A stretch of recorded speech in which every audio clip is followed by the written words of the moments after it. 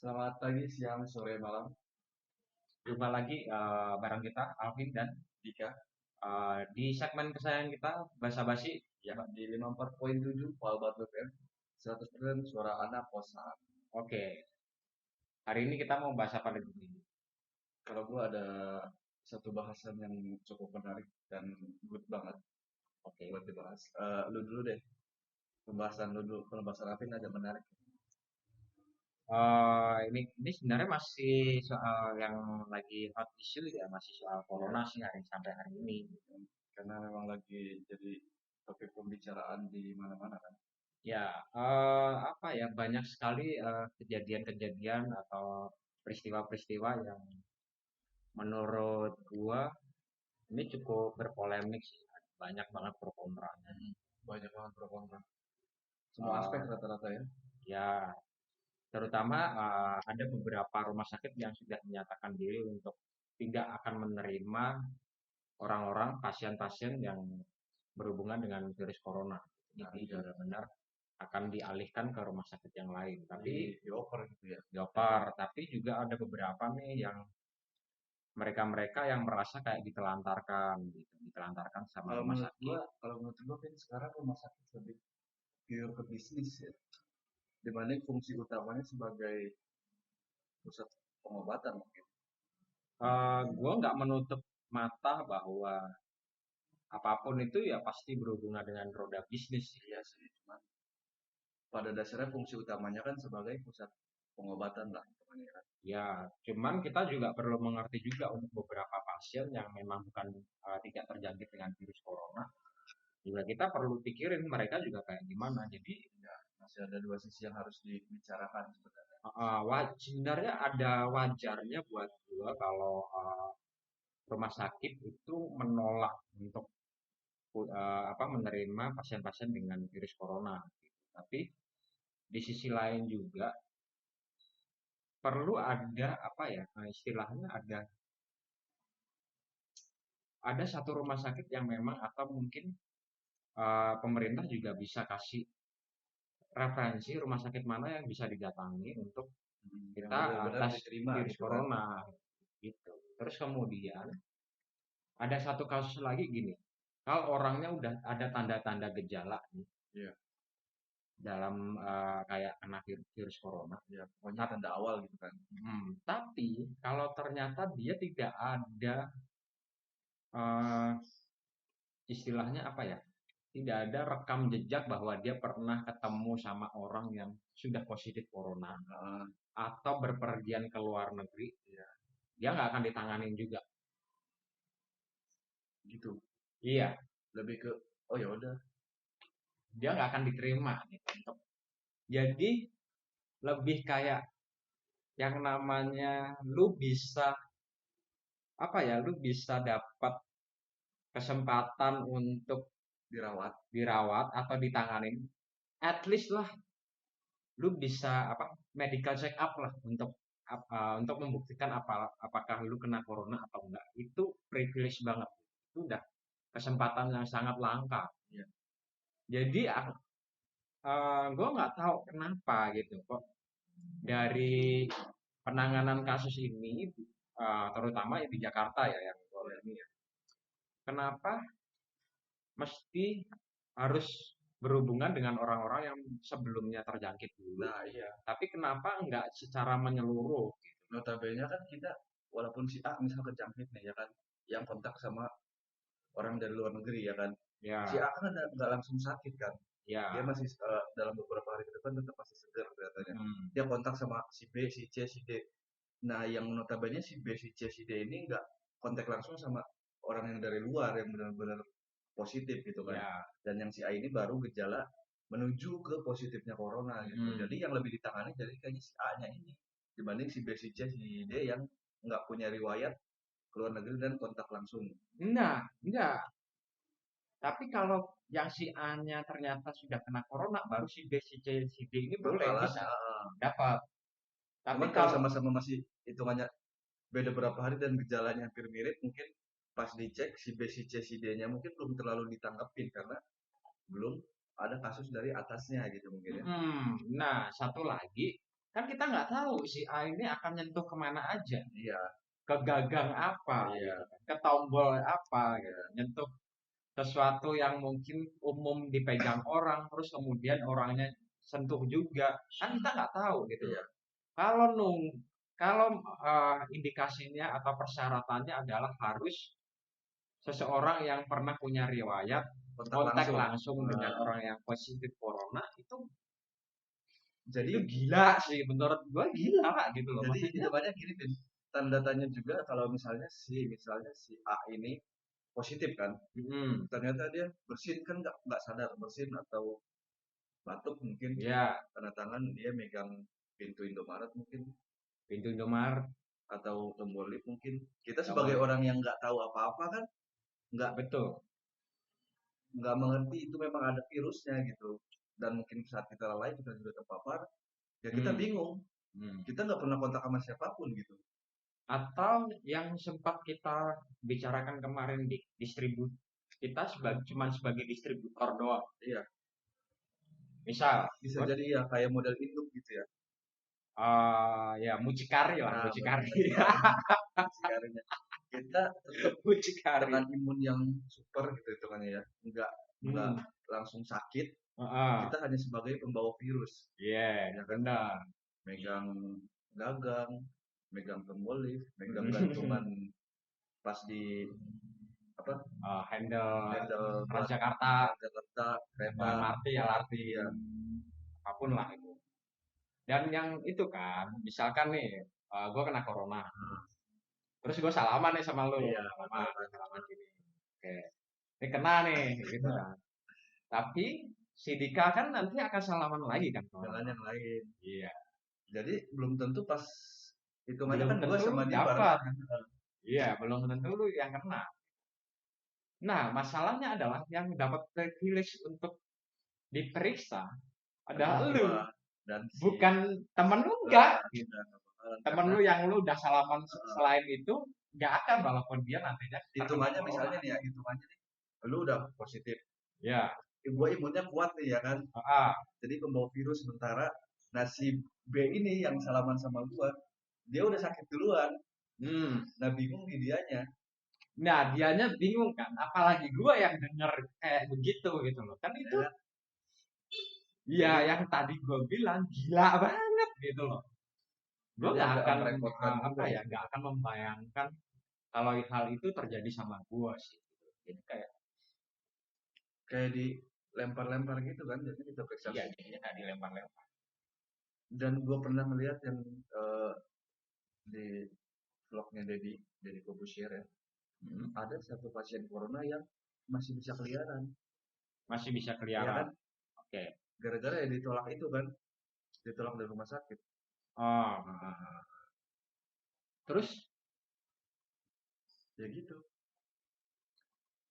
dia Gi- curhat di media sosial saya punya gejala tapi ya gitu ya dia nggak dilempar-lempar. dilempar-lempar nggak ditangani jadinya Ah, padahal dia udah hitungannya pasrah ya gue kayaknya udah mulai punya firasat gitu ya udah ada gejala-gejala gue pengen periksa gue pengen dirawat gitu tapi kenapa dari pihak rumah sakitnya pun nggak langsung tanggap gitu ya makanya makanya gue bilang, untuk dapat kesempatan untuk kita check up itu udah privilege banget buat Mm-mm. seseorang gitu loh. Jadi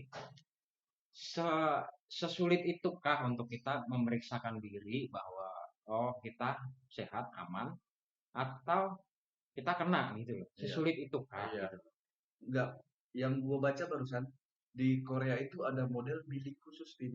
Hmm. Disediakan di luar dia untuk memang periksa gratis Hmm. pejalan kaki dan sebagainya yang pengen periksa gua kena corona nggak sih itu Hmm. gratis ada disediain.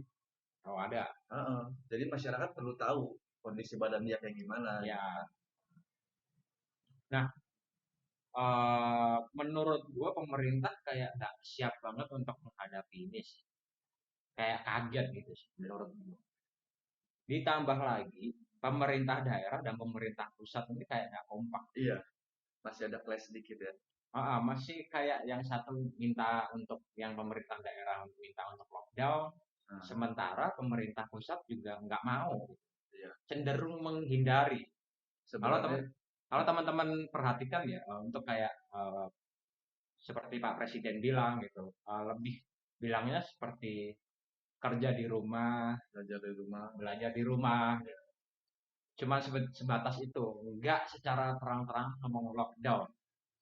Tapi memang menurut gue sih nggak terlalu setuju dengan lockdown. Ya, menurut lu kayak gimana, Vin?